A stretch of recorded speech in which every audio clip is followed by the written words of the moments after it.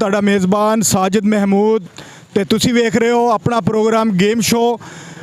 ਸਾਡੀ ਕੋਸ਼ਿਸ਼ ਹੁੰਦੀ ਹੈ ਕਿ ਇਸ ਮਹਿੰਗਾਈ ਦੇ ਦੌਰ 'ਚ ਪਰੇਸ਼ਾਨੀ ਦੇ ਆਲਮ 'ਚ ਸਾਡੀ ਕੋਸ਼ਿਸ਼ ਹੁੰਦੀ ਤੁਹਾਨੂੰ ਇੰਟਰਟੇਨ ਕਰਨ ਦੀ ਔਰ ਇਨਸ਼ਾਅੱਲਾ ਸਾਡਾ ਆਉਣ ਵਾਲਾ ਹਰ ਪ੍ਰੋਗਰਾਮ ਵਧੀਆ ਤੋਂ ਵਧੀਆ ਹੋਏਗਾ। ਔਰ ਸਾਡਾ ਪ੍ਰੋਗਰਾਮ ਅੱਜ ਦਾ ਜਿਹੜਾ ਅਸੀਂ ਚੈਲੰਜ ਦੇ ਰਹੇ ਹਾਂ, ਅੱਜ ਦਾ ਜਿਹੜਾ ਅਸੀਂ ਪ੍ਰੋਗਰਾਮ ਕਰ ਰਹੇ ਹਾਂ, ਸਾਡੇ ਪ੍ਰੋਗਰਾਮ ਦਾ ਨਾਮ ਜਾ ਰਹੇ ਹਾਂ। ਉਮੀਦ ਕਰਾਂਗੇ ਤੁਹਾਨੂੰ ਸਾਡੀ ਇਹ ਗੇਮ ਪਸੰਦ ਆएगी। और आज मिनट गल सुनियो सर, अस्सलाम वालेकुम। वालेकुम सलाम। सर किधर जा रहे हो? तो काम जा रहे हैं। ਕੰਮ ਜਾ ਰਹੇ ਹੋ? Game show.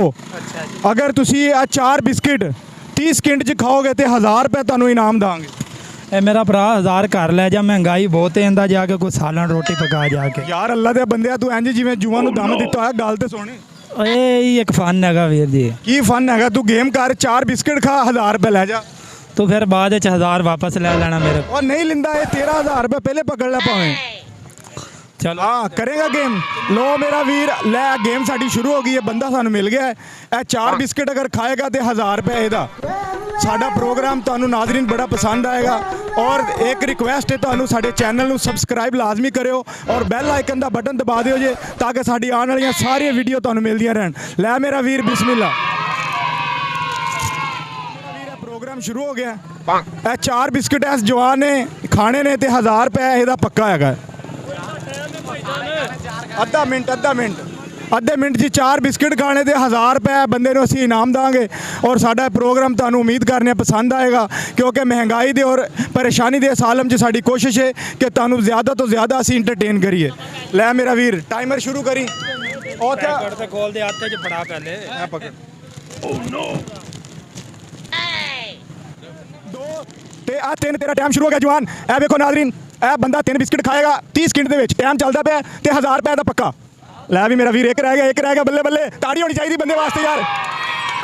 ਮੂੰਹ ਖਾਲੀ ਵਿਖਾਏਗਾ, ਮੂੰਹ ਖਾਲੀ ਵਿਖਾ ਤੇ 1000 रुपये ਲੈ ਕੇ घर ਨੂੰ जा।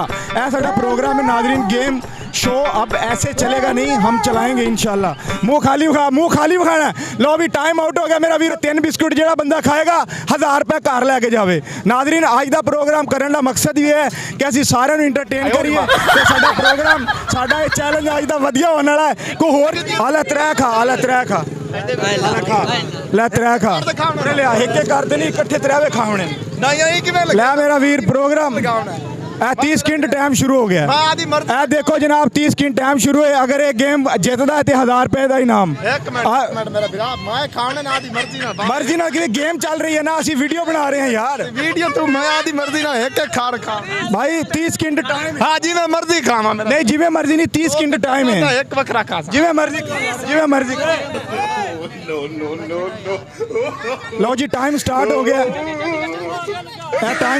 गया। नाजरीन मुंह खाली विखाएगा, थल्ले नहीं डिगना चाहिए, मुंह खाली विखाना है। नाजरीन टाइम स्टार्ट है। टाइम बड़ा पे 15 सकिंट टाइम पे, मुंह खाली नहीं करना। देखो नाजरीन आज का चैलेंज, आज का प्रोग्राम, मुंह खाली नहीं करना। मुंह खाली विखाएगा। जनाब बिस्किट नाजरीन हो गई है। मुंह विखा यार, मुंह विखा बिस्किट हो गई। अब भाई नाजरीन ए देख सकते हो तुसी, ए पूरा मजमा लगा हुआ है।